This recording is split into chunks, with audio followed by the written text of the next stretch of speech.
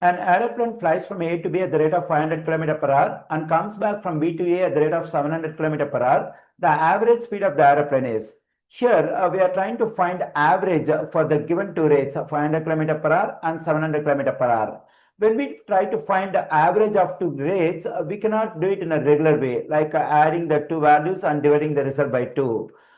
Since we have to find the average of the given two speeds, we have to consider the distance covered in the first speed 500 km per hour and distance covered in the second speed 700 km per hour. The distance covered in the first speed is A to B and the distance covered in the second speed is B to A. Since the distance covered in the first speed and distance covered in the second speed are equal, we can use harmonic mean to average of the given two speeds. And there is a direct formula to get harmonic mean for two values. That is 2 times AB over A past B. This expression gives the harmonic mean for the two values A and B.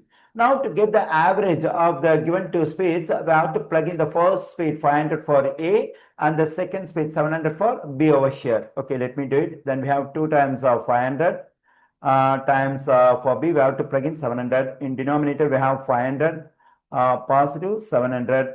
Okay, here 2 times 500 times 700 divided by 500 positive 700 is 1200. Here 2 zeros and 2 zeros will cancel out. 2 goes into 2 1 times, 2 goes into 12 6 times, 7 times 500 is 3500. In denominator we have 6. Okay, here 2 goes into 6 3 times, 2 goes into 3500, 1750. When I divide 1750 by 3, I am getting 583.333. It keeps going.